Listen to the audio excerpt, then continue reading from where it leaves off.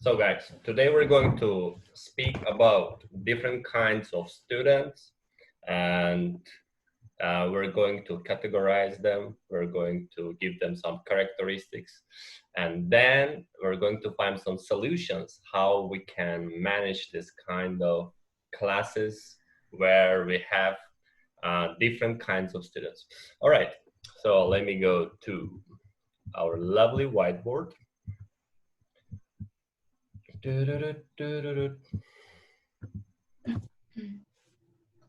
Okay, so first I would love to speak about types of students we can have in our classes. And the first type we can emphasize over here is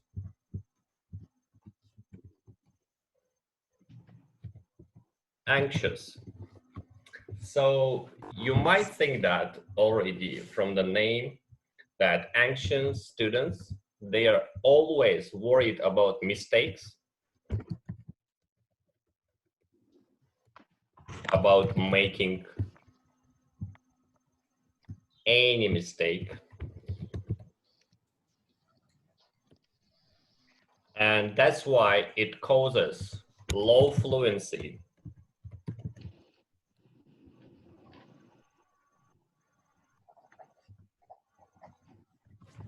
Okay, so would you like to add some more characteristics to this kind of students, anxious students? They are always worried about their mistakes, making mistakes. So that's why they are speaking is so like cutting. Yeah, they can speak something like this. You have. No. It should be continuous. We are having, yeah, there is anxious people, yeah. So they feel a big anxiety inside of them. And any volunteers who would love to add some more characteristics to this kind of people? How would you, yep. They sometimes forget what they want to say, and we have to repeat the question for them that they can think their ideas. Okay, so usually forget the question, right? What else, guys? What else can we add? Anxious. They have low fluency, that we understand. They cannot go faster. Okay, if you don't have any ideas, let's continue with the second type. And the second type is mainly the most, like the type you can encounter the most. It is talkative people and students, like, okay, talkative. So the first characteristic is quite, I think, obvious. They talk a lot, a lot. Yeah, they talk a lot. Then it's hard to stop them.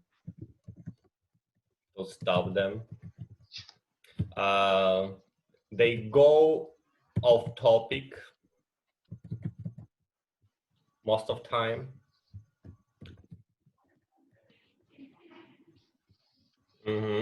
And that is the same, guys. Would you like to add some more characteristics to this kind of people? Talkative. Any idea? And I think that when they are the first one to start the conversation, to answer the question, like there is nothing left to answer for the others. Like they touch all the points, all the details of the question.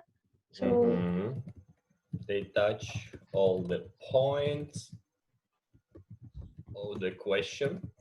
Any other ideas? Actually, I don't think that they touch all the points, but they talk more off topic, and they don't think about the time that we should share our time with others. We have limited time.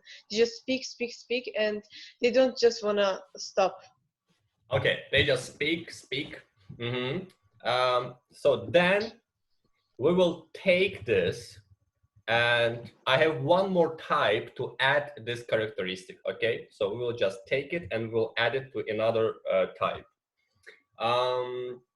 What about other trainings, guys? Do you have any ideas? For example, Rufat, I know that you have very high philosophy of teaching.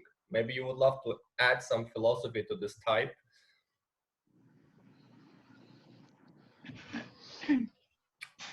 Are you with us? Rufat? Yes, yes, I'm here. I'm right here. Welcome back. Yeah. Thanks. So would you like to add something? I mean, I was there all the time. So. Oh, okay. Okay, it's good. It's good to hear. Would you like to add something to this type? To the talkative, do you mean? Mm-hmm. Some characteristics.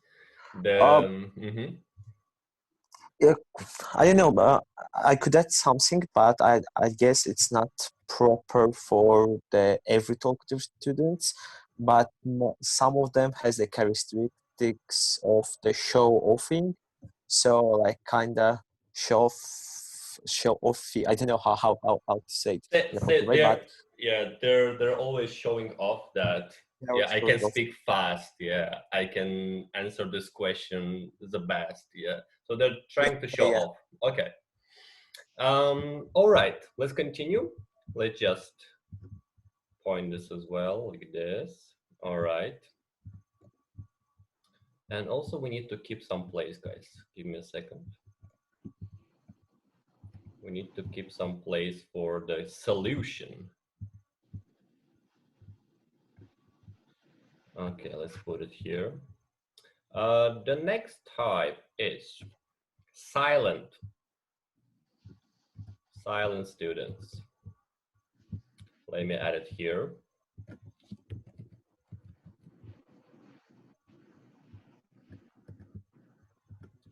They don't talk a lot. Yeah, that is the opposite of talkative. They talk. They don't talk a lot. Very shortly.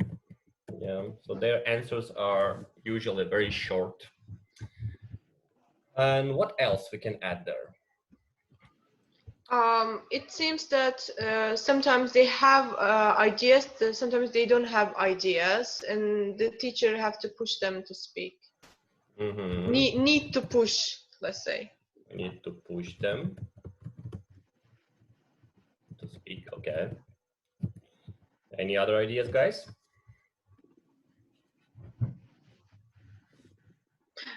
For example, I can, let's say, divide silent into two groups. All right. The ones who, let's say, have ideas but just can't know how to speak, but the ones who even have no idea about what to speak. And let's say that they are in their native language also silent, but some they are silent, but in their native language they are talkative. Okay, so we can say that there are two types. It is some of them have an idea, yeah, but don't want to talk. They are not confident about their talking, right? Mm-hmm. About their speaking, but no confident. And the second one is totally out of idea. So wouldn't that go under anxious? When they're out of idea. No, anxious, I would say it is some people that they have knowledge, they know good grammatical things. For example, they know how to use present simple and continuous, so their theoretical part is very good. But when it comes to speaking, they just try to think so much. Yeah, they don't want to speak, they want to think. Yeah, so that's why we can add here. Thank you, Stanley, for this. We can add here well aware of theory.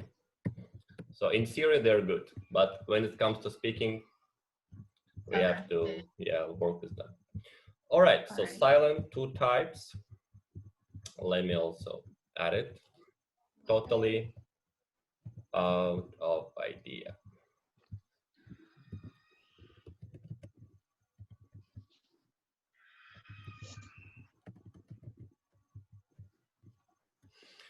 And the next one, who would love to?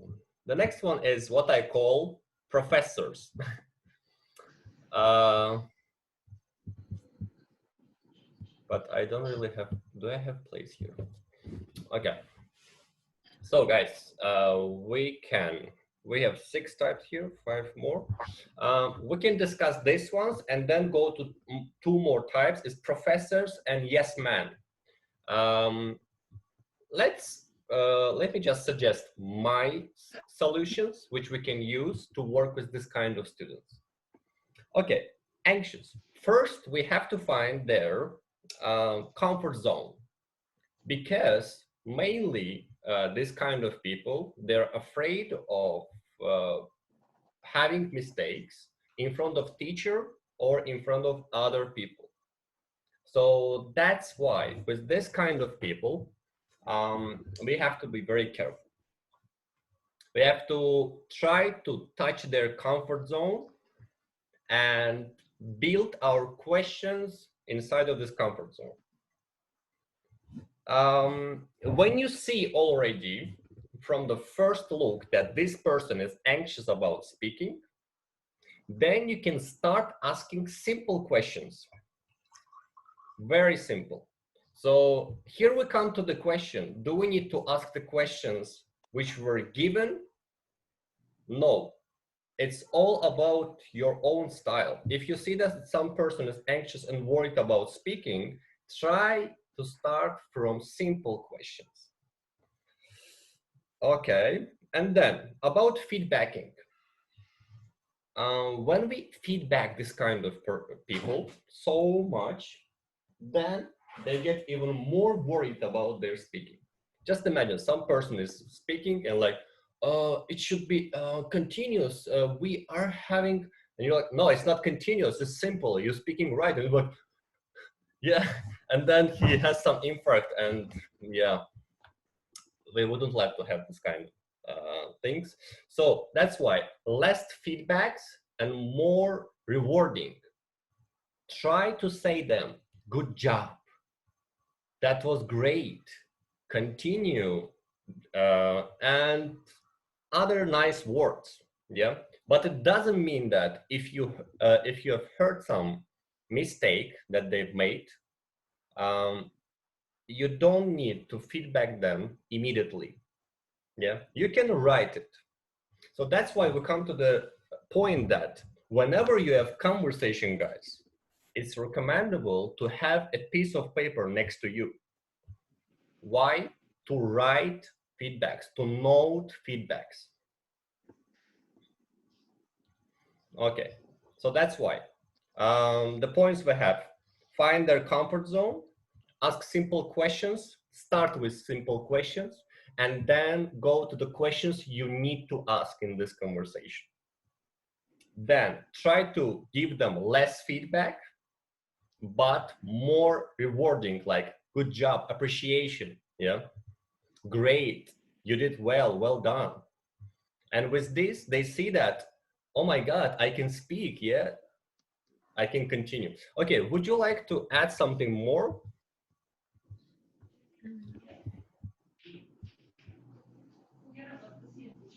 What else we can do?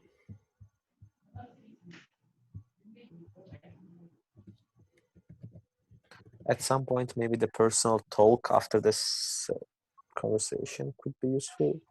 But I don't know. I mean, it depends. Personal talk. Okay, that sounds great, actually. But let's not forget that we work in online platform. And I know your, let's say, schedule, timetable, yeah, that sometimes you don't even have time to have rest between lessons, right? But it can be good idea to send personal feedback to this person, yeah, because we have it.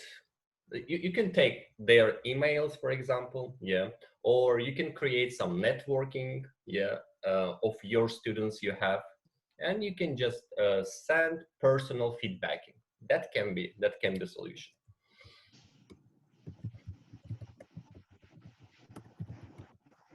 Okay, find the comfort zone. Maybe we can say that, okay, don't be so worried, so take it easy, so start to speak like you're speaking your mother tongue, or maybe. That can be solution. That can be solution. Good job. So we can, let's say, try to relax them. we can encourage them or encourage them to speak.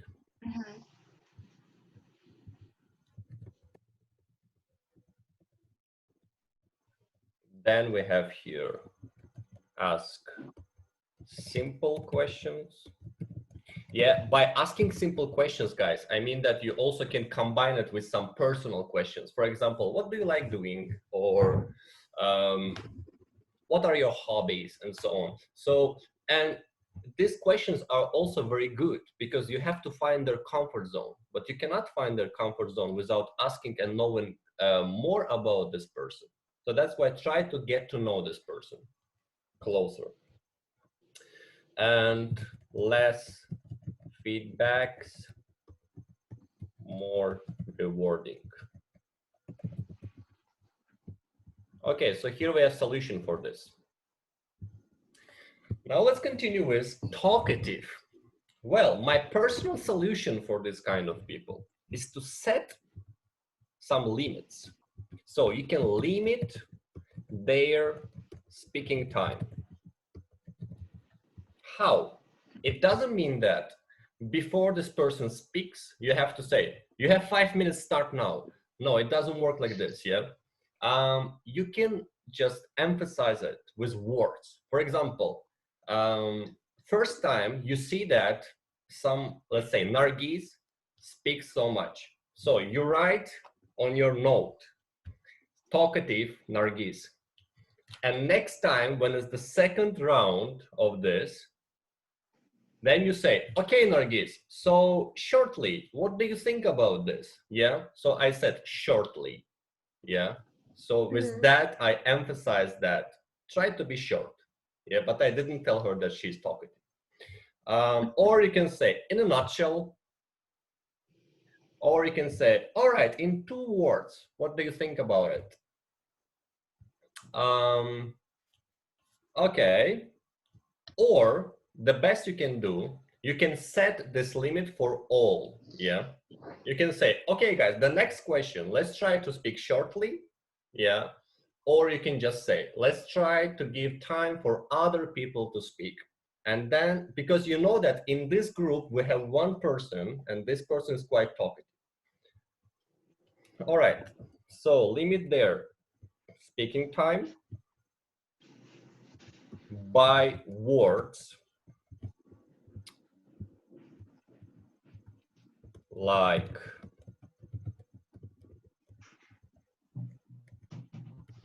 shortly, in a nutshell, and etc. But what if they still keep speaking? All right. The second you can do, while they're speaking, try to find the gap between their speaking. Because anyway, when we speak, we breathe, right? So that's why when this breath is off and we stop speaking, try to find this gap of 1-2 seconds, yeah? And say something like, all right, yeah, I understand what you say. That's a great idea. And then switch to another one. Yeah. So Yeah, that's going to be sometimes because, You know, when there are like 2 ideas in their speech, it's easy to stop them because they usually like, there's a pause after the first idea, after saying the first idea, but like some people just speak non-stop, you know? Like there are some people in the conversation, I just cannot stop them. for example, Yeah, Uh-huh. yeah. For example, I always they use the second technique mostly. That oh, okay, but after they press again, they start again talking, and I have to say yes, yes, and yeah, it's going on like. So what I usually do when I see that they're unstoppable, I use sarcasm. What is that? For example, I see they are speaking and I'm just starting. Whoa, that's so much information for my brain, but thank you for sharing this all. Yeah, you can slow down and we will continue. You can share your ideas after all people can speak. Yeah. So you can just put some joke into that, some sarcasm into that. Yeah. And this person is not going to get upset. Yeah. Yeah. Any other ideas, guys? Time I So, actually did uh-huh. I Yep. actually did that last time. Like I said that like the speech was too long, and I said that we actually touched all the points, and there is nothing to say for the others. But like, and the next time in the next round, I tried to ask short question like, "What is your favorite city?" But that person didn't tell about his favorite city. He just like mentioned lots of cities in his speech, and again, it was like very long speech. Okay. So, but again, guys, we come to the one point which is called um, speaking classes. If they go not due to your questions you have to ask, it doesn't mean that it's not successful. Yeah. If the people speak, that is the main point. If you see that the characteristic of this person is talkative, try again and again, yeah, and that's going to work. But if it's not going to work from first time, then it's going to work from second time, yeah. But very important, first, not to be rude, yeah, not to say them, oh, that's for so long, could you please stop it, could you please stop talking, please. And look, like for example, that's the first round of speaking, right? And you made first. You said, okay, guys, thank you for speaking. My second question is going to be about environment in our country. And I want you just to try to speak shortly, just give the main idea. Yeah. And again, you go to the second round and you see that second round doesn't work for this person. He's still going. Yeah. And the third round, you again repeat it. But then when it comes to this person, you start working individually. You start telling, okay, thank you. I think you're a bit out of topic. Yeah. So using these softeners a bit, I think, I guess, yeah, it's added also some soft speech, yeah, so you don't really offend this person. Okay, what about before conversation? Maybe we can announce that, guys, let's speak just 2 minutes per person. What about, is it considered rude? That's great. I'm just going to add it actually. Limiting time of each participant. Time for all at the start. It can be great, yeah. So for example, if you know that this person is talkative and he or she is going to be on your conversation, then the conversation starts. You can say, guys, 2 minutes for each person to speak, okay? And whenever you see that this person is speaking so much, you can say, okay, thank you, but unfortunately your time is out. Let's continue with, yeah. So because they know that's already the rule, yeah. All right. But I want to just say something that sometimes I know that the other person is silent, this one is talkative, and sometimes the topics are limited, the questions are limited, and the time of conversation isn't going. In this case, I let these people to speak because of the conversation time. Did you get what I mean? Yeah, I know what you mean, but I don't think that is something wrong you do, because when, for example, sometimes these talkative people, they can be very good motivators for those who don't speak. Yeah, they can see that the topic is going, So you can just switch between talkative person and then come back to silent, then again switch and come back to silent. And it can work as well. All right, so we have two more. Let me save it. Oh, yeah. I have a question. Yes, Sorry to yes, please. say you have a class with half of them are talkative people. So can you have like house rules in the forum and be like, you can only talk if I call on you or something like that? Would that be considered rude? Okay, That would be rude. that's a great idea. That's actually going to be the topic about nonverbal communication, how to control the speaking flow with your hands, with your gestures, yeah. And Okay. you can also put something like, for example, guys, we have some little rules. For example, if I'm doing like this, yeah, it means that you're going off topic or you're speaking too much, yeah. So when you do like this, yeah, you can just do like this, something like, yeah. So it's going to work. Good idea. So maybe we can add it here. Thank you so much for this idea. All right, let's add it over here. Put some, let's say, signals to stop, for them to stop speaking, for them to stop speaking. All right, and here we have silent. Let me see what I have here. Silent people, they again need some people who can see their comfort zone, right? So anxious and silent, they're very close. But silent, as for example, Sham said, they have some idea, but they don't speak at all, or they totally out of idea. So, and here I think that you can open them up, I mean, expand their comfort zone by asking even out of topic questions, totally. Because they are silent about your topic, right? But it would be hard for them to be silent for some questions, something like, oh, I want to know something more about you. What are your hobbies, for example? Yeah, tell me something about this or that. Yeah, and they think that, okay, that's a simple question. I can answer it. I don't need to be silent.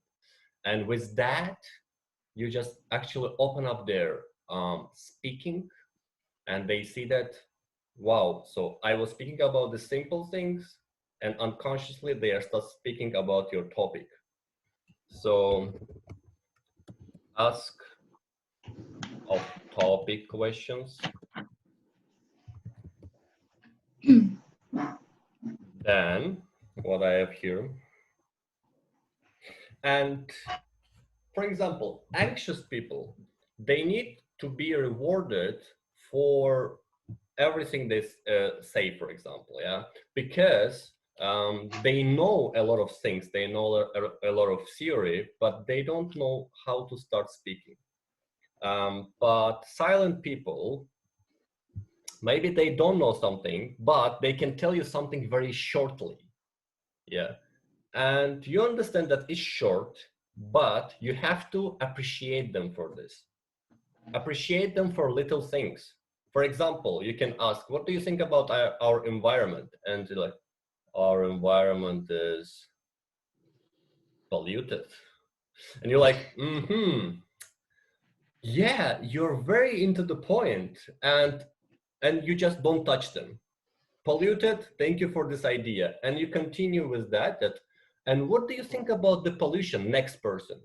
Yeah, you know that talkative person is going to say a lot about pollution, and you switch to talkative person, and then you come back again to silent. Yeah, so try to combine that like this. And with that, you're not going to touch their comfort zone so much, and you are going to appreciate them for little things.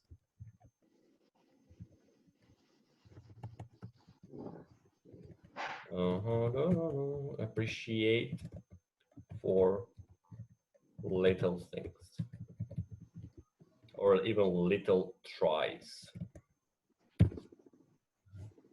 What else I have here? Yeah. Any other ideas how we can deal with silent people, guys? You can give them ideas to talk about. You can give points and they can talk. That's that is what I wanted to tell actually. The next one. Yeah, you can give them some points. Let's say help them to speak, right? We can add something to their speech and then they can continue, yeah? And let them continue.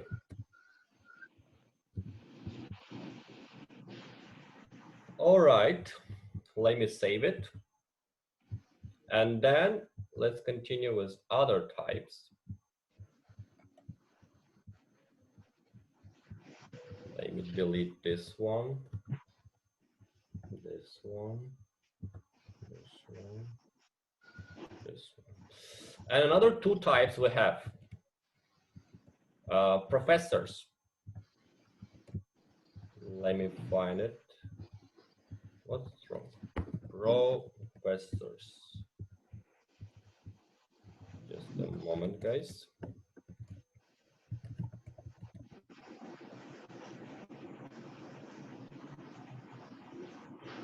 So professors, they can be quite blaming. They can say that, for example, the question you ask is not good, or the topic can be not so nice for us. Yeah. Okay. And they can mainly speak, for example, they can say, they can argue with other participants. Yeah, they can say, I think you're not right. Yeah. And that can be a conflict situation in your conversations. So how to avoid it? Let's first write their characteristics. Let's see what we have here.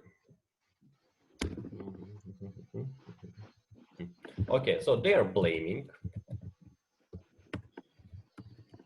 Then they try always to bend their meaning of this question, or they try to argue.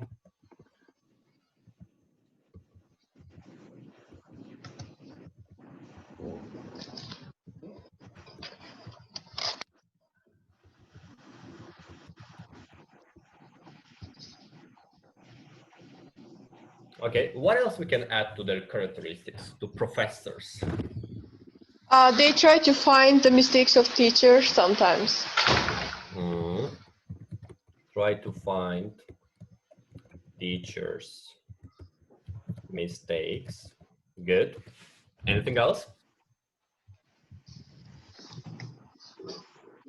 All right. They tend to dislike. Okay, they tend to dislike everything around them. Dislike. And that's the solution. And the next type is yes man.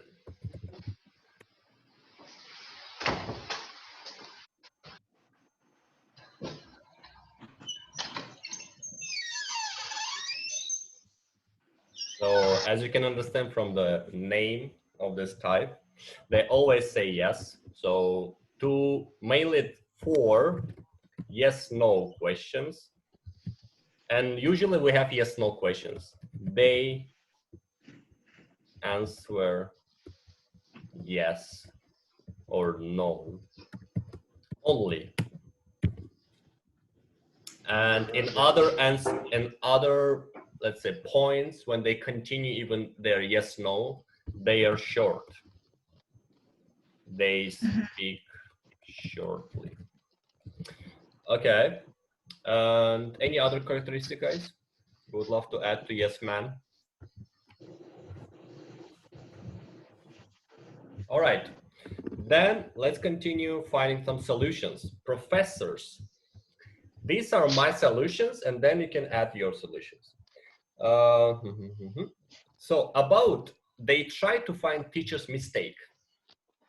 So if they find it, guys, the most difficult thing to do is to say, yes, you are right. And that is what you have to do, actually. If they found this mistake, you have to say, Yeah, sorry, that was my mistake. And then continue. Yeah. So if you are not right and you understand it, and in your mind just, I am a teacher, I am authority, try to kill this authority and say sorry.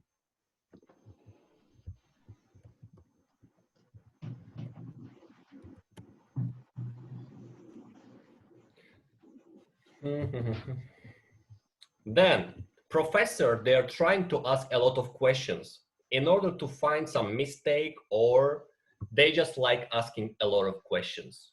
And if you don't know the answer to the questions you're asked, then say normally that I don't know for now the answer to this question, but I'll get back to you with the answer. Yeah, I'll get back to you. And don't forget to get back, because it's going to make things even worse. Say you don't know, but then get back with the answer. Any other solutions for professors? Maybe to ask them a difficult question and they won't know and they'll be silent forever. Interesting solution. I don't know. What do you think about it, guys? Ask them hard questions. I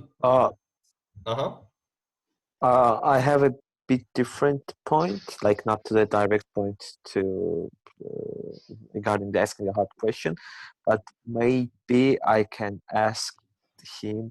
So, for example, I made a question about the history of something. Let's say about pollution. Let's continue on that topic. So he speaks about the rivers pollution. So I could ask him to explain it to someone else concretely. So maybe like to have a conversation between the. That's a great idea. I love it. So. Yep, so. So the characteristic of professors that sometimes they want to take your place. So let them do it. Let them speak. Yeah, if they want to explain other participants something, let them do it, because with that they will feed their ego. So let them speak if they want. Yeah, let's say like this. Any other solutions?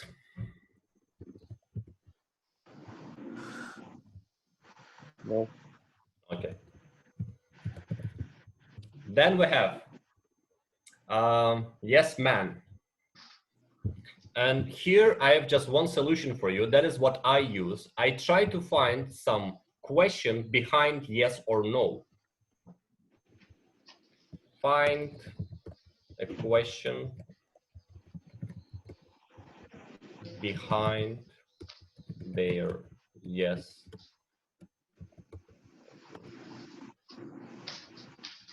No. So it's not so hard. For example, do you like doing sports? Yes. And what kind of sports do you do? Or what kind of sports do you play, right? And with that, we're continuing. Because the main point why they answer yes or no, it's actually our yes/no question. So it's not so surprising that they answer yes or no, and they cannot continue.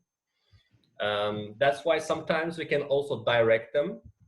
We can guide them to continue. And it can be with our question or with some additional questions, as I said.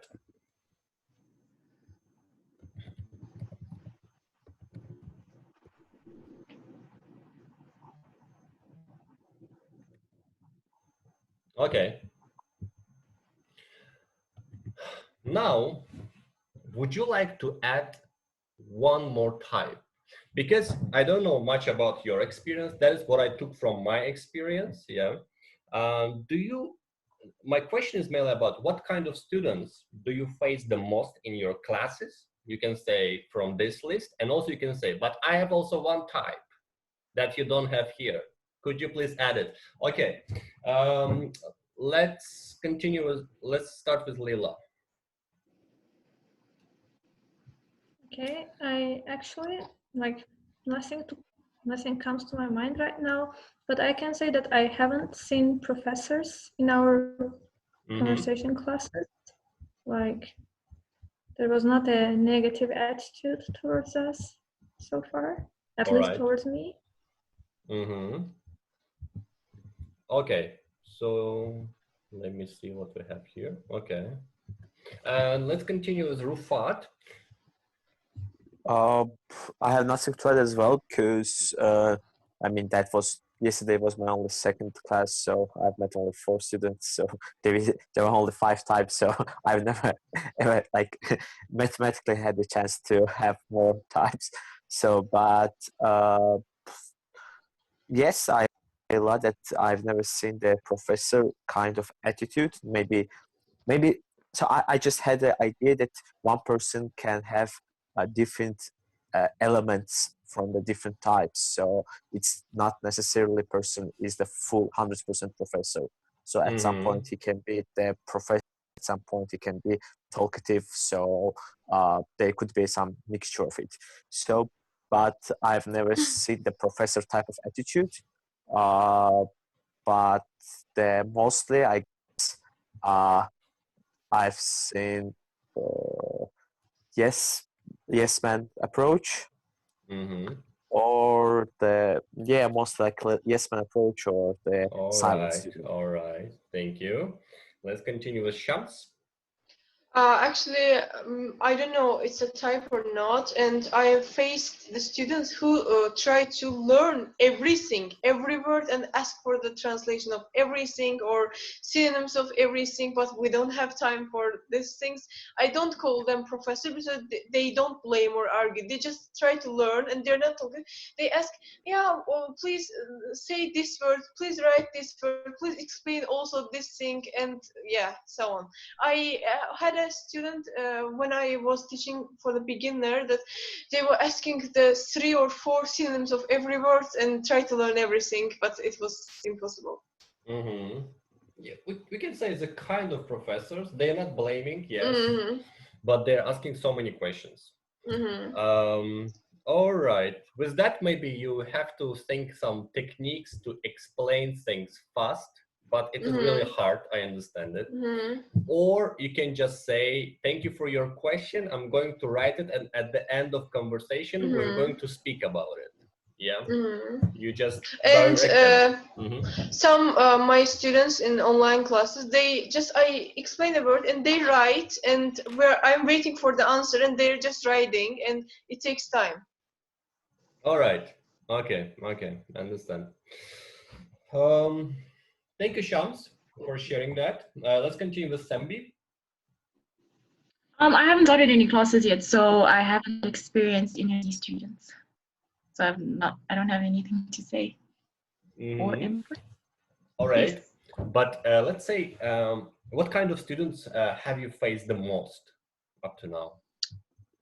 The most professors and talkative. Oh, you've had professors, very good. And is Yeah, it hard to and work talkative. with? And is it hard to work with them, with professors? What are your own ways?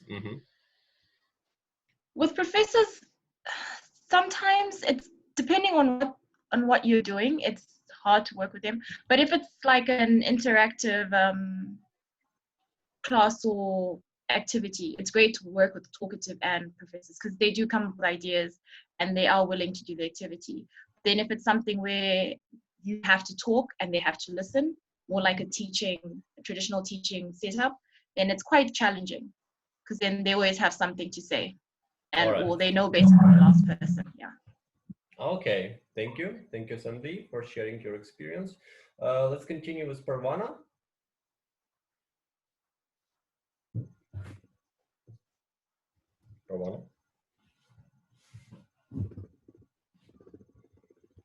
Yeah, let's continue with Parvana.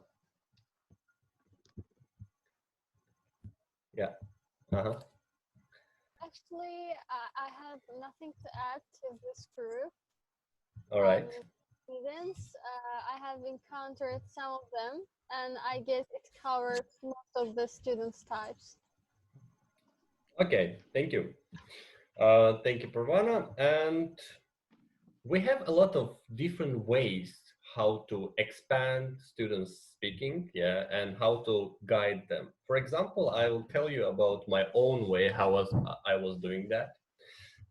For example, if I have some word in the answer of the student, then I ask the question, what do you mean by this? And then they have to think again and starting from this word, explaining what they mean.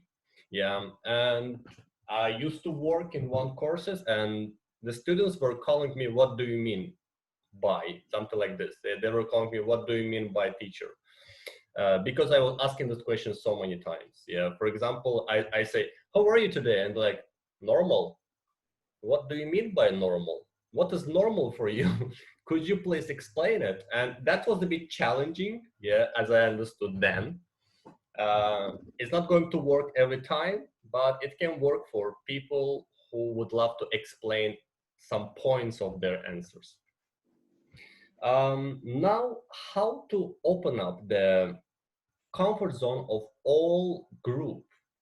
So that starts actually before the conversation, because the conversation doesn't start when it starts. What it means? It means that before you just try to understand what kind of students in your conversation, and then you start the conversation.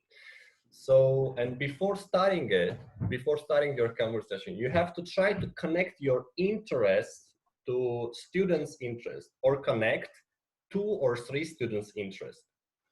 How I do? I ask about their hobbies, what they like doing, and then I say, wow, I love it too. Yeah. So for example, in our first class, I was speaking with Rufat, and he said about NGO, and I said about my NGO, and I connected my interest to his interest. So whenever I need to open up his, let's say, comfort zone, I would speak a bit about NGOs very shortly because it is his comfort zone, and then continue with my topic. So you have to understand that, and by this you connect yourself to your students by hobbies, by interests. Or if you found, for example, 3 of students, they study in economics, you can say something like, oh, we have 3 people here and they're economists. So you're going to save our world from some crisis here. And with that, they feel that they are connected now, yeah? They are not with people they don't know. They are actually with close people. And now they don't need to be silent. They don't need to be anxious about speaking, because actually he knows that, for example, Ali knows that some other guy, he's also from the sphere of university, or he likes football as well, yeah, but it works unconsciously, yeah. Of course they don't have this in their minds. Okay, now let's speak about examples. Sometimes students, they need you to speak. For instance, anxious people, they cannot or talkative, it's here talkative, yes man. Okay, yes man. So we use for anxious people, we just speak a bit. We say, for example, you can say like this, yeah. You ask the question, describe me your room. And anxious, uh my house has or have, I said, or there is ra, you can use it, there are, and then you shall continue. And anxious person knows, okay, structure is there are, so I can continue. And then we have yes man. For instance, you ask, what kind of sports do you like? Then the yes man said, yeah, football, yeah. So it can be also silent, yeah.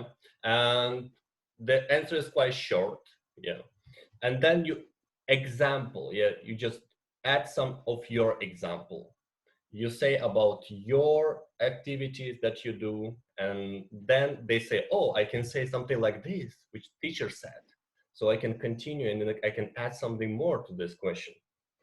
That is about examples. And talkative. Why we need examples in talkative? To guide them to the topic, because sometimes they go out, yeah, they go off topic. And that's why in this point, we have to say, let me give you some example how you can continue, or, and then they come back to the topic. You give your example and they continue. All right, guys.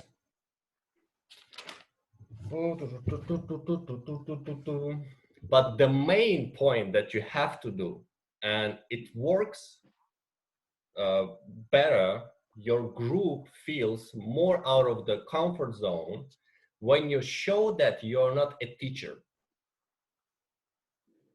All right? So you're not a teacher, you're just a friend to help them to speak. It should be in your actions, it should be in your behavior, it should be in your words, in your tone, in everything. You don't have to show that you're a teacher. Yeah, the typical teacher we know, because they are just fed up with teachers at school, then they connect our platform and they see teacher again. So that's why we are friends. We are their friends to help.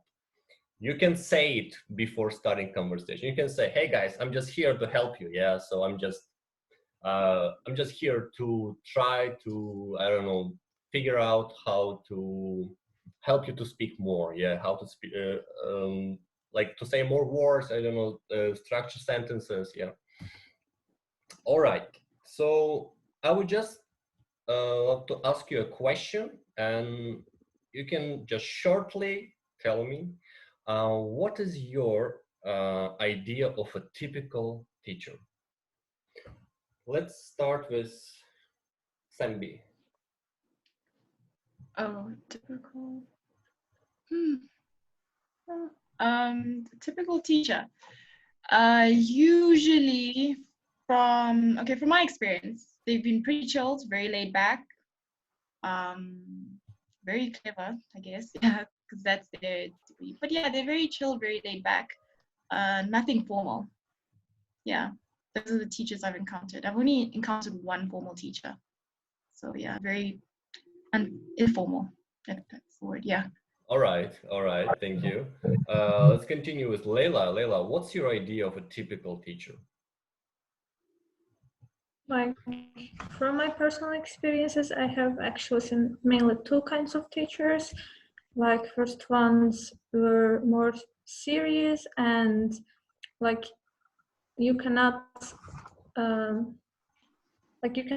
discuss something personal or like some special topics with them, but the others were more friendly and you just can approach them whenever you want and talk about anything you want. All right, thank you. Rufat, what is your philosophy of a typical teacher? Oh, you mean typical or traditional? I mean, typical, yeah. Typical, traditional, well, that's, I would equal that. Like typical teacher in Azerbaijan, in your, at Okay, your typical school. teacher in Azerbaijan is the person. I mean, I'm happy that I had enough non-typical teachers, but generally, in my opinion, the typical teachers are the ones who became teacher for just feeding their egos rather than to share something valuable. Uh, so that's my opinion. So they are mostly feeding their egos by maybe shouting or maybe proving their dominancy or something like that. But I'm lucky enough that I had very few that kind of teachers. All right, good for you.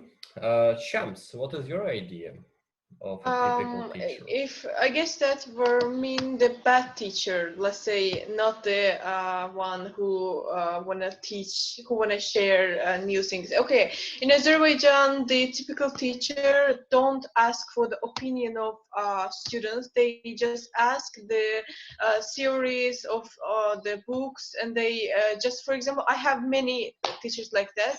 I can say personally that I haven't learned from any of my university teachers, yeah, and they were just sitting and they stand up and let's talk about this topic, and you're just talk the same thing on the book, and you get the best mark, the yeah, highest mark. Great. Okay, repetition, and again repetition. Mm-hmm. Parvana, I would love to hear your idea of a typical teacher.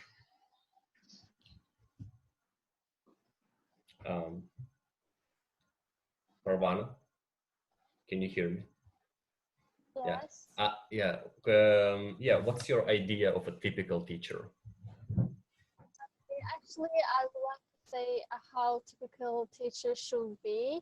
I think typical teachers should be friendly, and they treat students as a friend, and sometimes they have a casual conversation with their students in order to just encourage them and support them.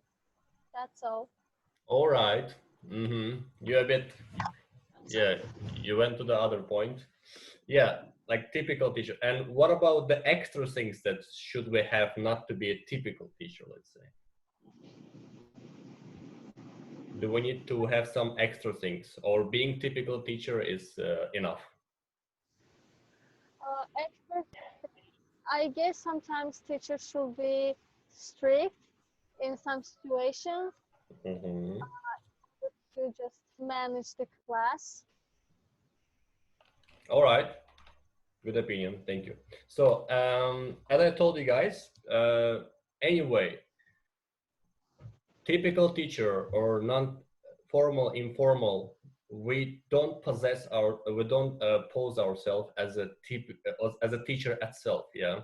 So we are friends for them, as I told you before. Try to put this kind of attitude to your students, and you will see that they will open up very fast.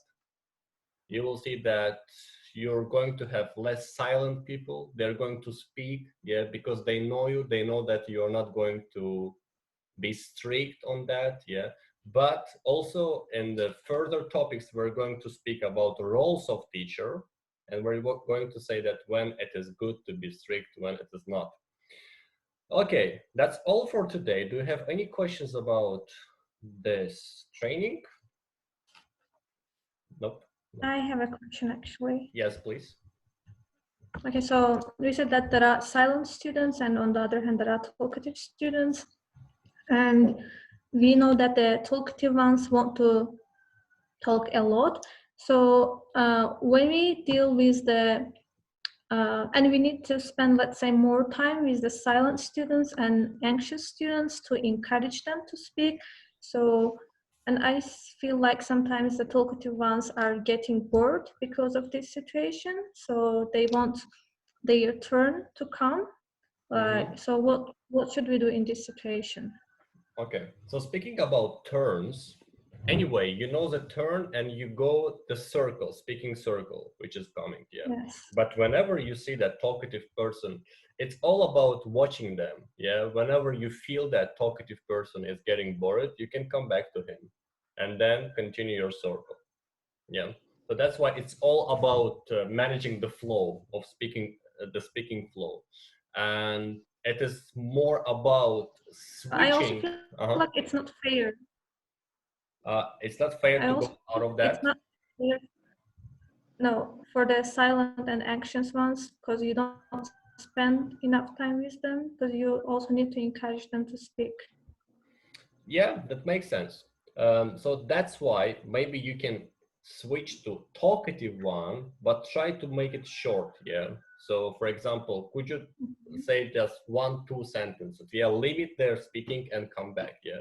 Because when you directly go to talkative person, you can actually lose other ones. Yeah, silent. He can speak so much, and you lost them. So that's why you can come back with the limitation to talkative. Yeah, if you want to talk, be short. Yeah, that is your conditions for talkative. Any other questions, guys? All right. Then thank you so much for the training. It was quite interactive and productive. So I'll see you on Friday. And on Friday, we have very interesting, I forgot to tell you, I need to add it as well.